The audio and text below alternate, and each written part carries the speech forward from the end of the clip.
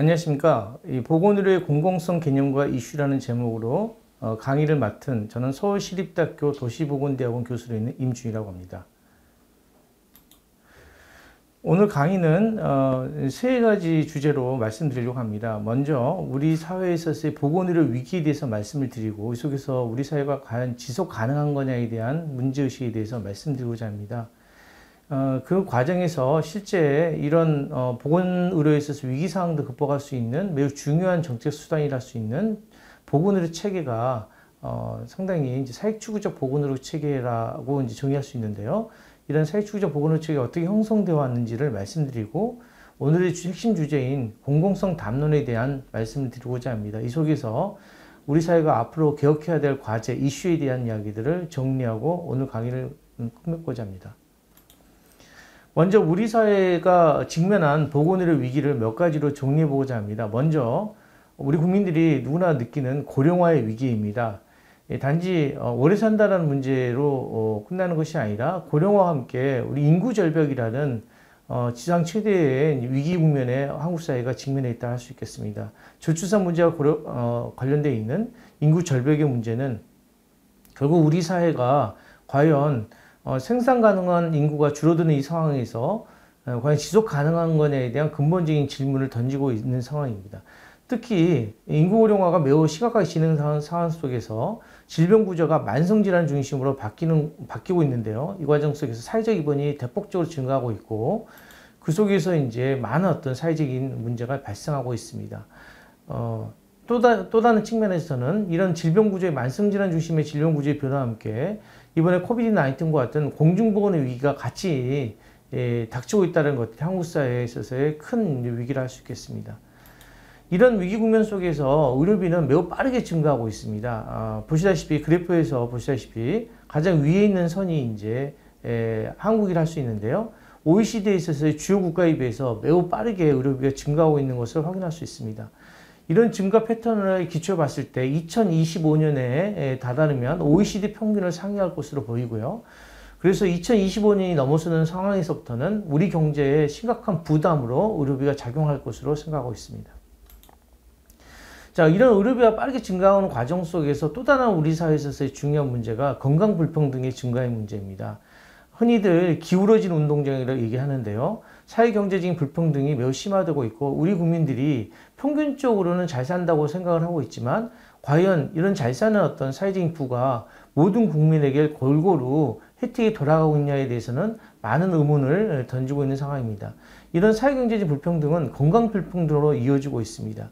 지역 간 건강 격차가 굉장히 커지고 있고, 그리고 사회경제적 위치에 따라서 건강 수명의 차이가 발생하고 있습니다.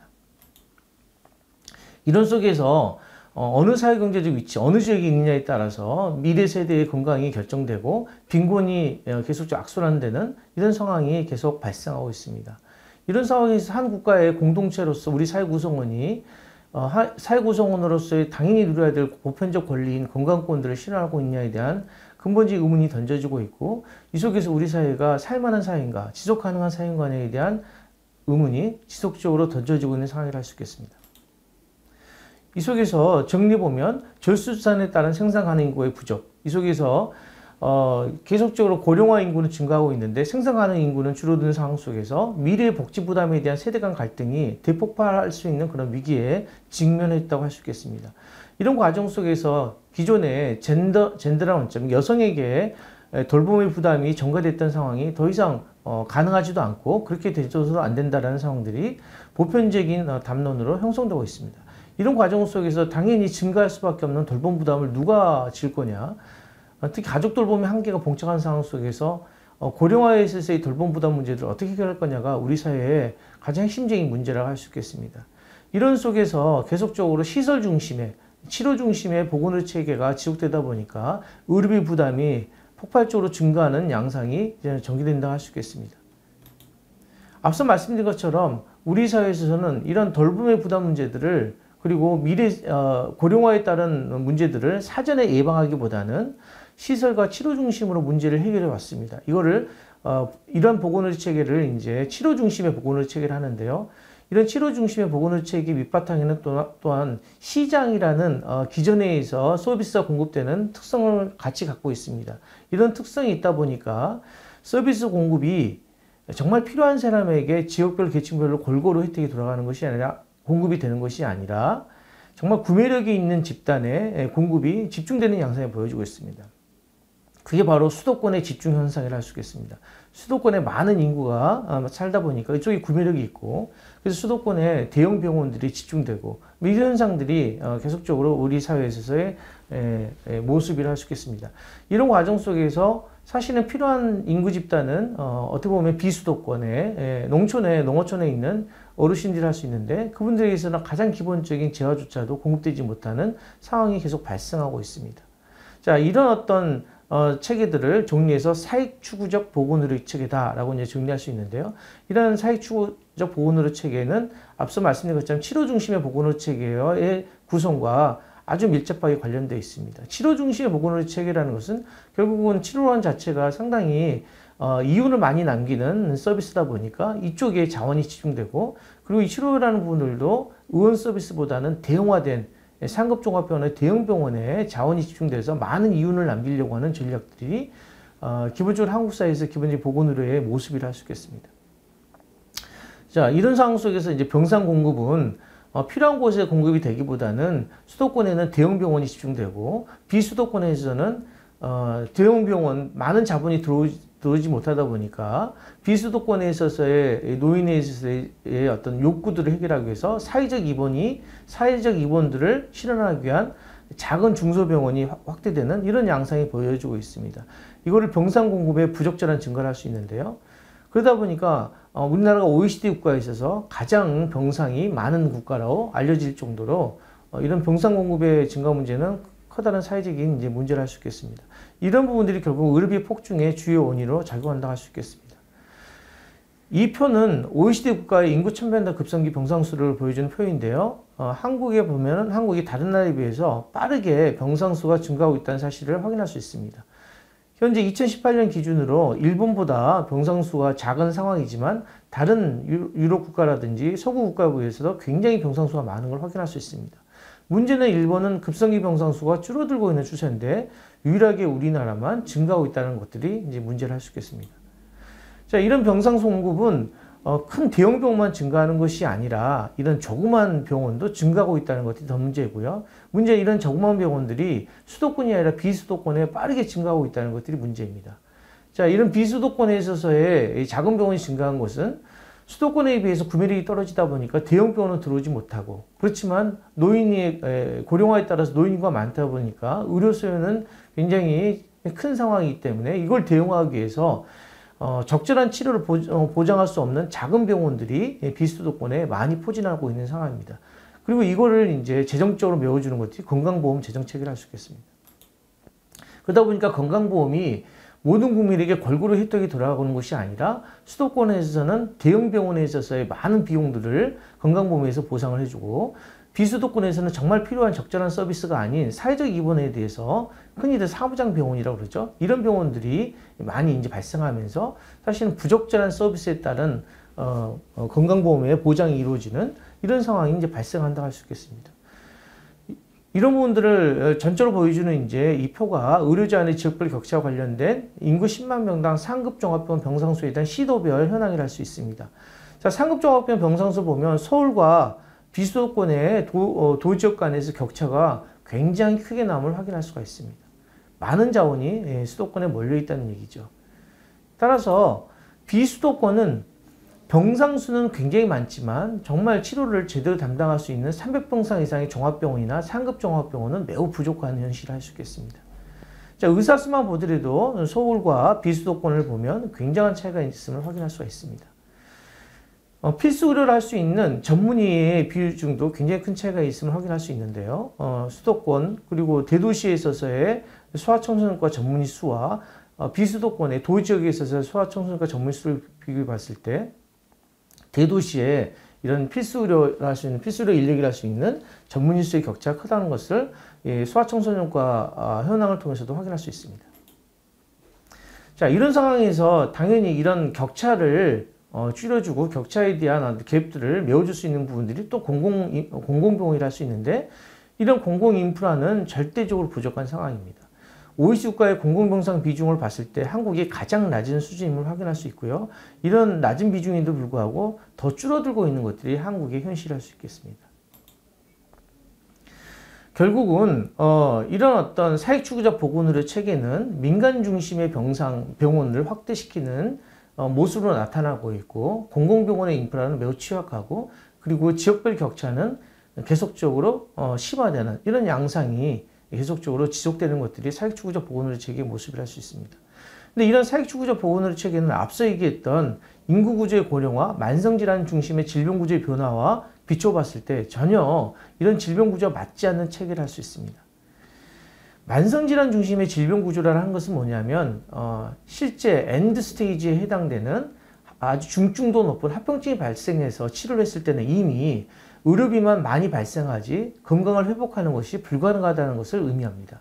만성질환 중심의 질병구조는 사전에 예방하고 건강증진을 하고, 그리고 질병이 발생했다 하더라도 초기에 1차 보건의료의 접근을 통해서 합병증을 예방하고 건강관리를 이루어지는 것들이 매우 중요하다 할 수 있겠습니다. 특히 노령화가 됐다, 고령화가 됐다는 것은 만성질환이 하나가 발생한다는 것이 아니라 복합 만성질환자의 문제가 가장 핵심적인 문제로 등장한다는 것인데, 이런 복합 만성질환자를 개개별 질환별로 접근해서 실제 합병증에 대응하기 위해서 치료시설을 강화시키는 것은 결국은 문제를 해결하기보다는 실제적으로 문제를 악화시키고 전체적인 사회적 부담만 증가한다 할 수 있겠습니다. 물론 좋은 치료시설을 확보하는 것은 매우 중요합니다. 그렇지만 좋은 치료시설 이외에 가장 기본적인 국민의 건강을 관리할 수 있는 1차 보건을 강화한다거나, 그리고 이런 어떤 좋은 치료시설이 지역별로 골고루 분포되는 것이 굉장히 중요한데, 우리는 좋은 치료시설이 대도시에만 몰려있고 비수도권은 없다는 것도 문제일 뿐만 아니라 가장 기본적인 만성질환을 관리할 수 있는 1차 보건의료가 매우 약하다는 것들이 가장 큰 문제를 할 수 있겠습니다. 특히 코비드-19에 있어서 확인했듯이 만성질환자는 감염에도 취약하다는 것을 확인을 하고 있습니다. 그래서 코비드-19에 의해서 치명적인 문제를 발생시키는 우리 코비드-19 환자분들의 상당수는 복합 만성질환자라는 것을 최근에 여러 가지 언론 보도를 통해서 확인할 수 있습니다. 그런 측면에서 만성질환을 관리하는 것은 이런 공중보건 위상에서도 매우 중요하다 할 수 있겠습니다.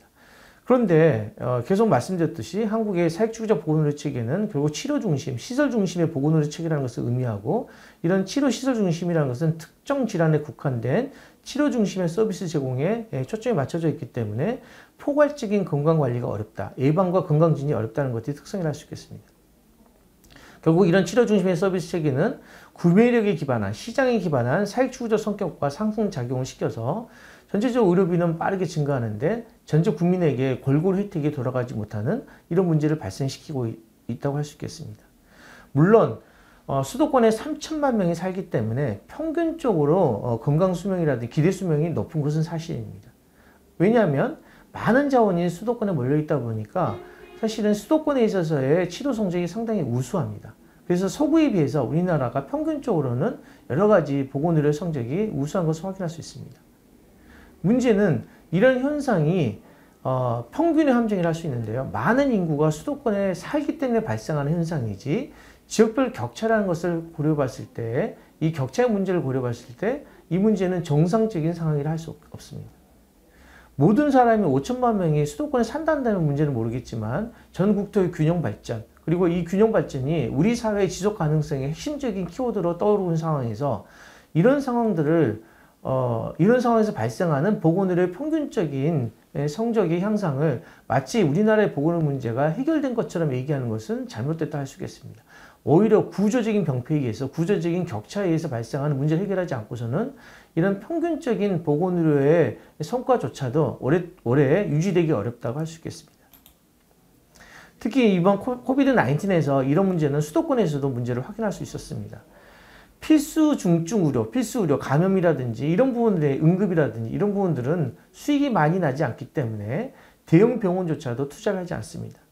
그래서 우리나라가 급성기 병원이 서구에서 OECD 국가에서 가장 많은 국가에 속함에도 불구하고 중환자 병상은 OECD 국가에서 가장 최하의 수준인 것을 이번에 코비드-19 상황에서 확인할 수 있었습니다. 결국은 중환자 시설이라는 것은 이윤이 많이 남지 않기 때문에 대형 병원조차, 대학병원조차도 투자하지 않는다는 것을 확인할 수 있었던 것이죠. 그런 상황에서 이런 코비드-19이 확진자가 서구에 비해서 굉장히 작은 수준에 불과했음에도 불구하고 조금만 확진자 수가 증가해도 병상이 없어서, 중환자 병상이 없어서 집에서 대기하다 사망하는 사건이 발생했습니다. 만약 그런 일이 발생하지 않아야 되겠지만 유럽처럼 확진자 수가 많이 발생하면 매우 끔찍한 상황이 발생할 수도 있다는 것을 의미한다고 하겠습니다. 이런 속에서 정부는 현재 의료의 대응 역량이 굉장히 취약하다 보니까 중환자 병상이라든지, 그리고 공공병원이 매우 취약하다 보니까 사실 민간병원도 감염자들을 치료해야 되는데 지금 거의 대부분의 감염 환자들은 공공병원에서 지금 치료를 하고 있는데요. 공공병원이 작은 상황에서 환자 수가 증가하면 대응 수단이 굉장히 부족한 상황들을 이번에 확인하였습니다. 그래서 보건의료 대응 역량이 취약하다 보니까 방역당국은 계속적으로 확진자 줄이기에 초점을 맞추는 방역대책을 계속 고수하고 있습니다. 특히 델타 변이가 굉장히 확장되고 있는 상황 속에서 이런 집단 면역에 초점을 맞춰지는, 그리고 사회적 거리두기에 초점을 맞춰지는 이런 방역은 더 이상 불가능하다는 것들이 이미 확인되고 있습니다. 그렇지만 왜 정부는 이런 상황 속에서도 이런 사회적 거리두기를 빨리 바꾸지 못하는 것일까? 이거는 당연합니다. 현재 의료체계가 매우 취약하기 때문입니다. 그래서 현재 의료체계들을 좀 더 공공적으로 바꾸고 공공병원을 확충하는 것은 미래에 있어서의, 특히 코로나가 일시적 현상이 아니라 위드 코로나 시기에 있어서 당연히 우리가 해야 될 과제라 할 수 있겠습니다. 그래서 현재 확진자 증가에 따른 대비를 계속적으로 방역 조치만 강화할 것이 아니라 감염병 의료체계를 빠르게 구축할 필요성이 있겠습니다. 이런 어떤 문제의식 속에서 정부도 실제 중증도 이상 환자 증가에 대비하기 위해서 300병상 이상의 종합병원의 일부 이제 병상들을 이제 확보하기 위한 노력들을 지금 하고 있고요. 현재도 중환자 병상을 확보하기 위한 노력을 하고 있습니다. 자, 이런 노력들을 단지 일부 민간병원을 지정한 데서 그치는 것이 아니라 공공병상을 확충하기 위한 노력들이 같이 병행돼야 할 것으로 생각됩니다. 자, 그렇다면 이런 사익추구적 보건의료체계는 어느 날 갑자기 생길 것일까요? 실제 그렇지 않습니다. 이런 보건의료체계는, 이런 보건의료체계 형성되는 것은 어떻게 보면 일제 식민지 체제에 있어서 일본식의 보건의료체계가, 일본의 병원의 어떤 체계가 한국에 이식되어 왔고, 그리고 미군정 이후에, 해방 이후에 있어서의 보건의료체계가 공적으로 구축되지 못하고 민간에게 계속적으로 맡겨버리는 이런 시장주의 공급체계가 해방 이후부터 지금까지 이어져 왔기 때문에 이런 사익주의적 보건의료체계가 형성되었다 할 수 있겠습니다. 이걸 간단히 살펴보면 우리나라의 근대적 보건의료체계는 미군정 이후에 들어왔다고 할 수 있는데요. 미군정에 있어서의 보건의료체계는 미국식의 체계가 당연히 들어왔겠죠. 그 과정 속에서 이제 이승만 정부가 이제 보건의료체계에 대한 공적인 개입들을 하기보다는 미국식 의료체계에 있어서의 어떤 체계에 있어서의 시장 중심의 보건의료체계들을 한국에 그대로 정착했다 할 수 있겠습니다. 그 과정 속에서 시장 중심의 보건의료체계에 들어왔다 하더라도 기본적인 공공인프라는 확충을 돼야 될 텐데요. 기본적으로 해방 이후에, 특히 한국전쟁 이후에 있어서의 기본적인 어떤 재정 자원들이 없었기 때문에 실제 보건의료 부분에 대한 공적 투입들은 거의 이루어지지 못했고, 결국 시장에서 알아서 보건의료가 형성되는 이런 상황들이 이어져 왔다고 할 수 있겠습니다. 자, 이런 과정 속에 있어서의 공적인 개입은 보건소를 확대하는 정도로 그쳤고요. 대부분에 있어서의 서비스 공급의 주도권은 공급은 이제 민간에서 이루어졌습니다. 물론 60년대, 70년대까지 민간 부분에 대한 대규모 투자가 이루어질 수 있는 기본적인 시장이 형성되지 않았기 때문에 일제시대에부터 만들어졌던 지방의료원, 공공병원이 여전히 서비스 공급에 있어서의 주도적인 역할을 수행했습니다. 문제는 이런 지방의료원을 중축과 확충을 하지 않고 계속 유지해 왔다는 것들이 문제였고, 그런 과정 속에서 시장에 있어서 보건의료, 민간 부분은 계속 성장해 왔던 것이죠. 그리고 이런 민간분의 성장은 1989년 전국민 의료보험이 등장하게 되고 우리 국민들이 이제 의료를 이용할 수 있는 기본적 구매력, 시장의 구매력이 형성된 거죠. 특히 대도시를 중심으로 인구가 밀집한 지역에 이런 구매력이 형성되면서 이제 민간 자본이 대규모로 들어올 수 있는 기본적인 배경이 되었다 할 수 있겠습니다. 자, 그런 과정 속에서 건강보험 의료보험에 전국민 의료보험이라든지 건강보험 체계가 등장하면서 같이 공급 체계에서도 공공성 강화하기 위한 공급이 확대되었어야 되는데 정부가 70년, 80년 계속적으로 계획은 수립했지만 실제적인 투자는 하지 않았습니다. 그럴 만한 여력이 있었음에도 불구하고 여전히 시장에 보건의료는 시장에서 맡긴다라는 그런 담론들이 우세했기 때문에 결국은 점점 더 재정적인 기반이 형성됐음에도 불구하고 여전히 공공부문에 대한 투자를 하지 않았고 일제시대 때 만들어진 지방의료원을 조금 중축하고 조금 개편하는 정도로 공공병원의 모습이 그대로 유지해왔던 것들이 한국 사회에 있어서의 어떻게 보면 현재 위기를 자초했던 위기가 계속적으로 증가하게 된 원인이라 할 수 있겠습니다. 이런 과정 속에서 89년 전국의료보험에 대대적인 민간 자본이 들어오게 되고 자본이 축적이 되고 특히 신자유주의 세계화에 의해서 더더욱이 공공부문에 대한 투자는 매우 작은 정부를 지향하는 신자유주의 체계와 맞물려서 공공의 투자는 쥐약시되는 흐름이 형성됐기 때문에 공공비용 확충은 더더욱 이루어지지 못했습니다. 자, 이런 과정 속에서 현재 4대 위기라 얘기할 수 있는 첫 번째 말하는 고령화의 위기, 인구 절벽의 위기, 그리고 공중보건의 위기, 의료비 폭증이 있다는 위기, 건강불평등의 위기 상황이라는 것이 80년, 90년, 2000년 들어서 지속적으로 악화됐음에도 불구하고 이걸 대응하기 위한 공적인 인프라를 확충한다거나 전체 의료체계를 공공적으로 만드는 노력들은 하지 않은 채 시간이 흘러왔다는 것입니다. 이 속에서 매우 빠른 고령화의 속도가 이런 보건의료체계와 부딪히면서 결국은 한국 사회에 있어서의 매우 심각한 위기로 빠져들고 있다라고 볼 수 있습니다. 그런 가장 대표적인 문제가 앞서 얘기한 것처럼 의료비의 폭증이라 할 수 있겠습니다. 자, 이런 상황 속에서 보건의료들을 사회주의적 보건의료 체계를 개편해야 된다는 목소리가 보건의료계에서 계속 있어 왔습니다. 그래서 이 부분은 92년에 건강사를 위한 보건의료 연대회의가 만들어지고 공공의료 강화 주장이 있어 왔고요. 그리고 참여정부에서는 이런 흐름들이 이어져서 공공병상을 30%에서 확충하겠다라는 공약도 만들어지기 시작했습니다. 자, 그럼에도 불구하고 여전히 전체 지배적인 담론은 보건의료는 시장에서 일반 상품처럼 공급돼야 돼라는 시각이 굉장히 광범위하게 형성되어 있고 공공적으로 분배돼야 되고 배치돼야 된다라는 시각들은 여전히 아직까지 매우 낮은 수준에 머물러 있다 할 수 있겠습니다. 그렇다면 보건의료의 어떤 재화의 성격이 과연 일반 시장의 상품처럼 공급돼도 되는 그런 성격의 재화인가 라는 부분들을 한번 살펴볼 필요가 있습니다. 보건의료라는 것은 우리가 응급 상황을 생각해 보면 쉽게 이해할 수 있겠지만 응급이나 심혈관 질환 그리고 외상 그리고 이번에 코로나 코비드-19 같은 감염 질환을 생각해 보면 이런 부분들은 국민들이 일반 시장에서 상품을 구매하듯이 쉽게 자기가 선택할 수 있는 부분이 아니라는 것을 쉽게 이해할 수 있습니다.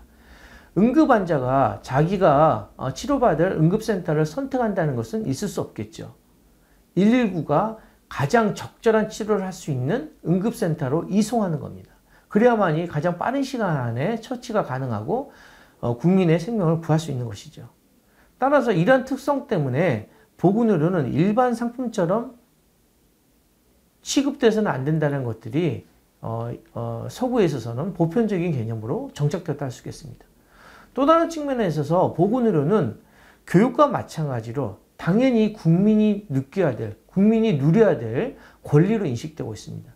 1948년 유엔에서 사회권 선언에서도 건강한 권리는 보편적 권리로 인정되고 있고요. 1978년 WHO 알마타 선언에서도 모든 인류가 건강해져야 될 권리가 있다는 것을 선언하였습니다.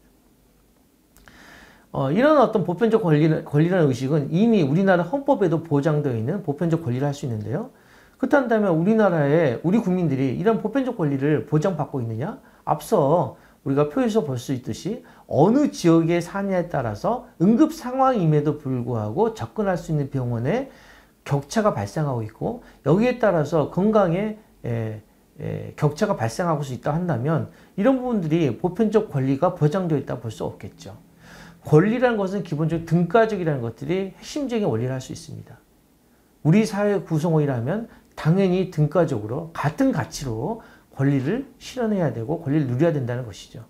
물론 모든 국민들이 동일한 건강 수준을 가져야 된다는 것은 불가능한 일입니다. 생물학적 차이가 있고 여러 가지 조건의 차이가 있기 때문에 동일 수준에서 건강 수준을 갖는 것은 어렵다 하지만 이런 건강 수준의 격차가 줄어드는 방향으로 나가야 된다고 할 수 있습니다.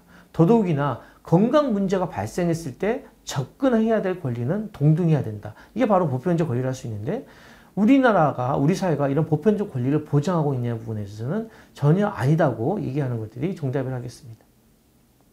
자, 이런 보편적 권리라는 측면 때문에 보건의료는 당연히 공공성이 강조될 수밖에 없고 민간 서비스 업자라 민간에서 서비스를 공급한다 하더라도 그리고 민간이 비영리 기관이 아닌 영리 기관조차도 공공적인 역할을 해야 된다는 것들이 강조되는 것들이 서구의 보편적인 담론, 지형이라 할 수 있겠습니다. 그러나 우리는 공공병원, 국립대학병원조차도 어떻게 보면 민간 대학병원과 별 차별성을 못 느낄 정도로 상당히 영리 추구적 형태들을 많이 보이고 있습니다. 결국은 개별 병원의 문제가 아니라는 것들을 확인하는 것이죠. 결국은 시스템적으로 구매력에 기반해서 시장에 기반해서 서비스가 공급되다 보니까 그 병원의 성격이 비영리 병원이든 공공병원이든 시장에서 살아남기 위해서 공공적인 역할보다는 그 사익 추구적인 모습을 보인다 할 수 있겠습니다. 자, 이런 부분들이 결국은 보건의료의 기본적인 사회적 특성과 부딪히는 측면이라 할 수 있겠습니다. 특히 코비드-19과 관련돼서 공포와 불안 굉장히 크죠. 우리 국민들의 공포와 불안을 해결할 수 있는 수단이 그런 안전망이 있느냐에 대해서는 이번에 코비드-19 사태에서 우리 국민들이 그렇지 못하다는 것들을 확인했고 그 부분들이 공공병원들을 확충해야 된다에 대한 시민들의 열렬한 지지, 전폭적인 지지에서 그런 부분을 확인할 수 있다고 할 수 있겠습니다. 자, 그렇다면 보건의료는 그런 시장의 특성은 또 없느냐? 그렇지는 않습니다. 대표적인 미용 성형 같은 미용 목적의 성형 같은 경우에는 개인의 선호에 따라서 시장에서 병원을 예를 들면 성형외과라든지 피부과라든지 이런 필요한 서비스를 구매하는 것들은 당연하다고 할 수 있겠습니다. 자, 그렇지만 필수적인 의료 서비스는 개인의 선택보다는 질적인 측면 그리고 빠르게 시간에 의존하기 때문에 빠른 시간 안에 적정한 치료 시설을 갈 수 있도록 공적인 어떤 시스템들을 만들어주는 것도 굉장히 필요합니다. 병원이라든지 119 시스템이라든지 이랬을 때만이 실제 국민의 생명과 안전을 지킬 수 있는 것이죠. 그런데 이런 특성들이 매우 다양한 이질적인 특성을 갖고 있습니다. 그래서 예방접종 같은 공공재적인 특성도 있고 응급외상 심혈관 질환 같은 가치재적인 성격도 있고 앞서 얘기한 것처럼 미용 성형 같은 고가의 의료 서비스도 같이 존재하는 이런 특성들을 갖고 있습니다. 최소한 공공재 가치재에 해당되는 것은 일반적인 시장에서 공급돼서는 안 된다고 할 수 있겠습니다. 근데 현재는 시장에서 서비스가 공급되다 보니까 여러 가지 부작용이 발생하는 겁니다. 이게 보건학에서 얘기하는 정보와 지식의 불균형 문제, 외부 효과의 문제, 불확실성의 문제, 여러 가지 시장 실패 요인이 발생하는 것입니다. 자, 이런 시장 실패가 발생하다 보니까 결국은 필요한 사람에게 서비스가 공급되는 것이 아니라 그리고 필요한 부분들이 자원이 만들어지는 것이 아니라 비필수적인 부분에 자원이 집중되고 그리고 정말 필요한 사람에게 서비스가 되지 않고 서비스가 과잉으로는 어떤 부분은 과잉으로 이루어지고 필요한 부분들은 과소가 이루어지는 과잉과 과소가 같은 한 사회에서 발생하는 보건의 체계에서 같이 발생하는 이런 문제를 보여준다 할 수 있겠습니다. 그래서 결국은 보건의료의 특성들을 고려하지 않는 일반적인 시장에서 공급 체계는 시장 실패가 발생할 수밖에 없는 현상이라고 할 수 있겠습니다. 자, 건강권리는 누구나 누려야 될 보편적 권리라고 말씀드렸습니다. 유엔의 사회권 선언이라든지 국제노동기구에서 건강권, 세계보건국에서 헬스포, 그리고 우리나라 헌법에서 보장하고 있는 건강한 권리 이 부분들은 특히나 우리 국민들의 사회경제 수준이 올라가고 사회에 있어서의 본인의 권리의식이 성장하면서 당연히 교육과 보건의료는 우리 사회 구성이라면 누구나 누려야 될 권리라고 인정하고 있는 것입니다. 이 속에서 이런 건강권 실현의 장으로서 1차 보건의료의 중요성, 대형병원 물론 좋은 치료시설도 중요하지만 우리 국민들이 일상생활에 있어서의 찾아가고 경험하고 그리고 관계를 형성할 수 있는 1차 보건의료, 1차 의원이라든지 보건기관의 역할이 매우 중요하다 할 수 있겠습니다. 그리고 이걸 백업해 줄 수 있는, 뒤에서 백업할 수 있는 공공병원의 역할, 그리고 민간병원도 공적인 역할들을 가져나가는 것들이 한국사에 있어서의 현재 위기를 돌파할 수 있는 굉장히 중요한 정책 수단이라 할 수 있겠습니다. 이런 속에서 몇 가지 공공성 이슈를 정리해 볼 수 있겠습니다. 지금까지 우리나라에서의 공공성 이슈는 건강보험의 보장성 강화가 대부분이었다 해도 무방하겠습니다. 물론 굉장히 중요합니다. 진료비 할인 제도라고 평가될 정도로 광범위한 비급여가 존재했고, 이런 과정 속에서 우리 국민들이 의료비에 대한 요구들이 커지고 있는데 건강보험이 전체 국민의 의료비 보장들을 제대로 해주고 있느냐에 대한 비판들이 계속 있어 왔습니다. 특히 비급여 구조 때문에 더욱더 그랬던 것이죠. 자, 이런 문제 해결하기 위해서 문재인 케어가 나왔고, 문재인 케어 속에서 비급여를 급여화시키기 위한 노력을 했습니다. 상당한 성공적인 모습을 보였다 하겠습니다.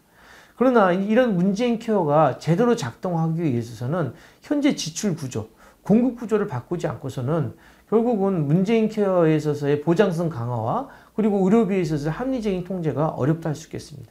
그래서 문재인 케어를 강화시키기 위해서도 이런 서비스 공급 체계에서 공공성을 강화하는 것이 매우 중요할 수 있겠습니다. 특히나 문재인 케어에 있어서는 의료비 보장을 얘기하고 있는데, 의료비 보장뿐만 아니라 소득 성실을 보장해 준다거나 그리고 재활을 강화시켜 주거나 뭐 이런 것들을 하기 위해서는 상병수당 제도가 빨리 들어와야 합니다. 상병수당 제도가 없을 때는 결국은 우리 국민들이 기본적인 급성기 치료는 담당하지만 외래에서 재활 서비스를 받고 직장과 사회 복귀를 할 수 있는 그런 최소한의 소득 보장에 그런 기반들이 없다 보니까 이런 재활 서비스를 받지 못하고 직장으로 복귀하고 그런 과정 속에서 건강 문제가 악화되는 일들이 계속 발생하고 있습니다. 따라서 소득 상실을 보장하고 사회 복귀를 하기 위해서는 상병수당이 반드시 있어야 되겠습니다. 그래서 이후에 있어서 보건의료체계에 있어서 공공성 문제는 문재인 케어를 정착시킨과 함께 상병수당 제도를 도입하는 것들이 매우 중요합니다. 그 다음에 오늘의 핵심 이슈를 할 수 있는 서비스 제공 체계, 공급 체계들을 얼마나 공공적으로 만드느냐가 한국 사회에 있어서의 이런 위기 국면들을 돌파할 수 있는 핵심적인 과제를 할 수 있겠습니다. 시장 실패를 극복하기 위해서는 당연히 1차 보건의료가 매우 강화되어야 됩니다. 1차 보건과 함께 1차 보건의료에서 기반해서 의원과 대형병원, 병원이 경쟁하는 것이 아니라 1차 의료에서 의뢰돼서 종합병원에 가고 종합병원에 의뢰돼서 상급 종합병원이 대학병원에 의뢰돼서 가는, 그리고 실제 어느 정도 문제 해결되면 다시 1차 보건의료 기관으로 대의뢰되는 이런 의료 전달 체계가 확보되는 것들이 매우 중요합니다. 그리고 이와 함께 이루어져야 되는 것들이 공공병원 확충인 거죠. 비수도권에서는 응급상황에 대처할 수 있는 최소한의 종합병원이 없다 해도 전무하다시피 할 정도로 그냥 심각한 의료 공백 상태에 빠져 있습니다. 많은 자원이 수도권에 있다 보니까 그리고 구매력이 떨어지는 비수도권, 인구가 작은 지역에 있어서는 대형 병원, 좋은 병원이 내려오지 않는 것이죠. 당연하게 비수도권부터 공공병원이 대대적으로 확충될 필요성이 있습니다. 그러면 대도시나 수도권 지역에서는 공공병원이 없어도 될까요? 그렇지 않습니다. 너무나 민간병원이 많다 보니까 민간병원들이 그 경쟁들이 과속화된 상황에서 민간병원들이 공공지 역할들을 수행하지 못한 일들이 비일비재하게 발생하고 있습니다. 또한 민간병원들이 필수적인 부분들은 투자하지 않고 비필수적인 부분에 대한 서비스에만 집중되다 보니까 정작 필요한 응급이나 감염이라는 부분도 수도권은 부족한 상황입니다. 자, 이런 공백들을 메우기 위해서도 수도권에 있어서 좋은 공공병원이 만들어져야 될 뿐만 아니라 민간병원들을 선도해서 공공민간이 같이 필수 중증 의료를 보장할 수 있는 체계를 만들 필요성이 수도권에도 대두된다 하겠습니다. 따라서 공공병원 확충은 비수도권이 빠르게 만들어져야 되겠지만 수도권도 공공병원이 최소한 준진료권마다 한 개 이상씩 확충되는 것이 필요하다 하겠습니다.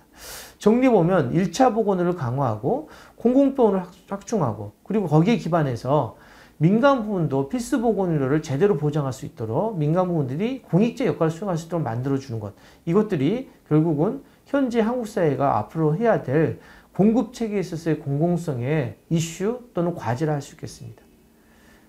전체적으로 건강보험의 보장성이 점점 더 문케어 이후에 강화되고 있습니다. 이런 보장성 강화를 좀 더 진일보해서 상동수당 제도까지 또 확대하는 것들이 앞으로 한국사회 남은 과제임과 함께 문재인 케어가 제대로 역할을 하기 위해서는 현재 공급 부분에서의 사회추구적 성격들을 줄이기 위한 공공병원 확충, 1차 의료 강화, 그리고 의료 전달 체계 확립, 그리고 민간 부분에 있어서의 공공성 강화, 이런 어떤 과제가 한국 사회에 있어서 제대로 실현됐을 때 앞서 살펴보았던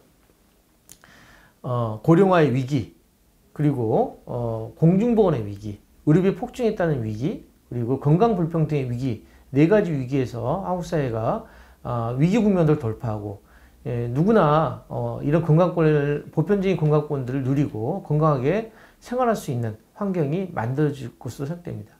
그래야만 우리 사회가 정말 지속 가능한 사회가 될 것으로 생각합니다.